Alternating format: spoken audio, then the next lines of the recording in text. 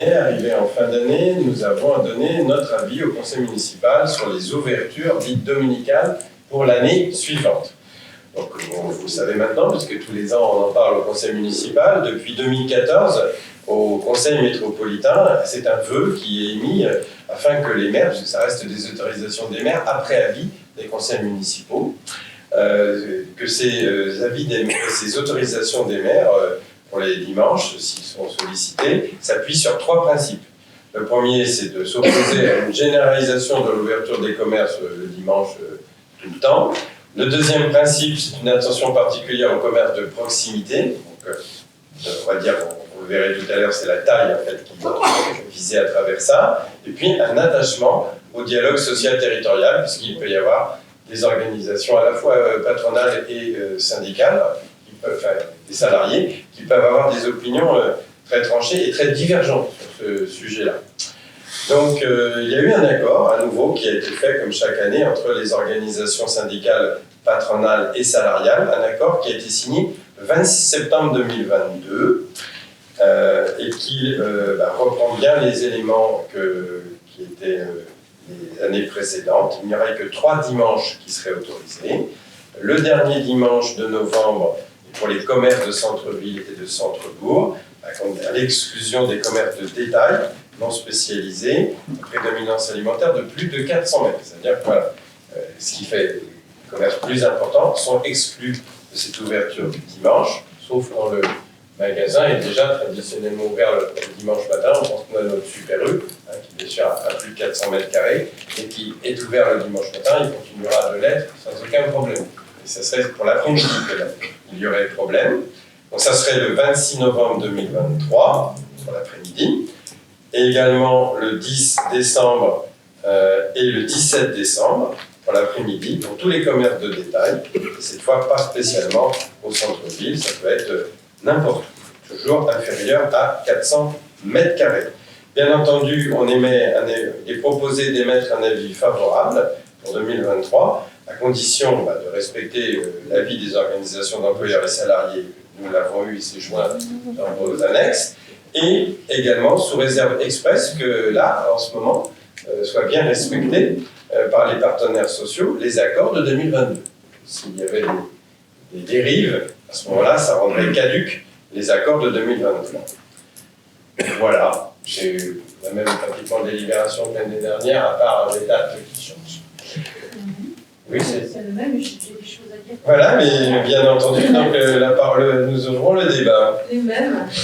En 2020, mes chers collègues, avec plusieurs d'entre nous, je votais contre le travail dominical. Notre collègue à l'époque, Thomas Oliveau, avait bien expliqué les arguments nécessaires à la compréhension de nos votes. Pour nous, cette mesure remettait fortement en cause la vie familiale, personnelle, culturelle et associative des salariés.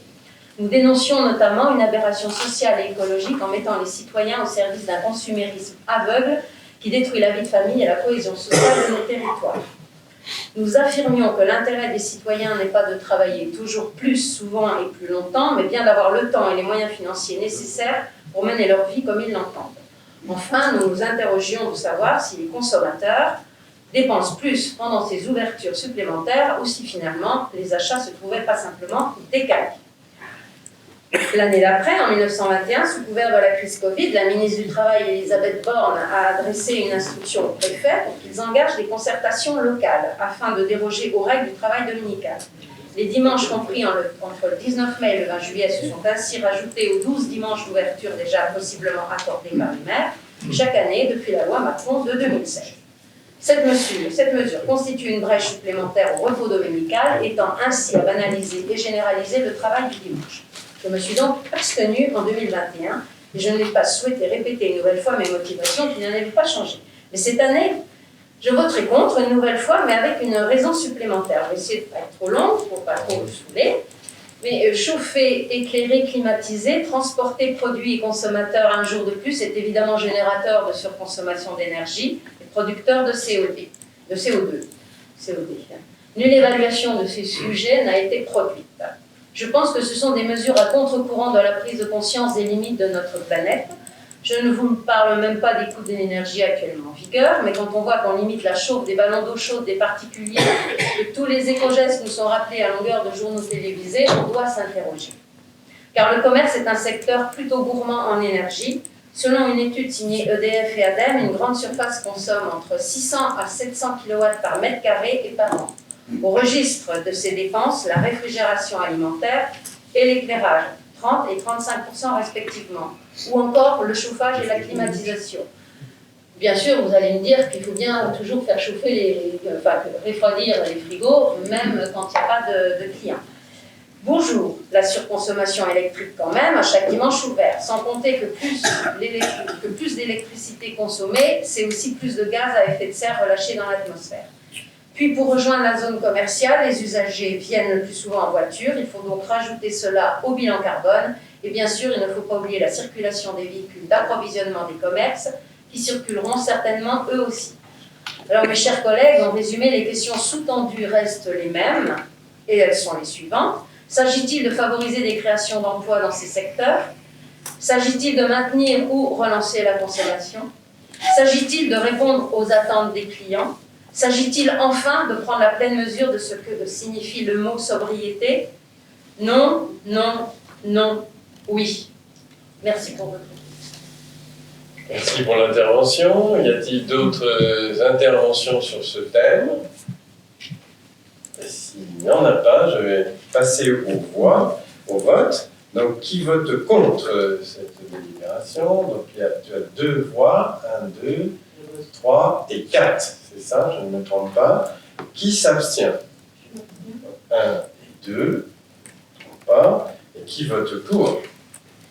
Je vote pour Jacqueline pour. Ah oui, d'accord, tu as 2 bras, Alors, est-ce que tu as pu compter Ah mince, il faut compter là, parce que les comptes soient bons. 20. Non, pas 23, non. Si, peut-être. Je ne sais pas. Si. Mais il faut compter les bras, ouais. C'est 23, merci. 23 et 4, ça fait 27, et 2, ça fait 29. Voilà, merci beaucoup. Le point suivant. Nous allons maintenant avoir plusieurs points ayant trait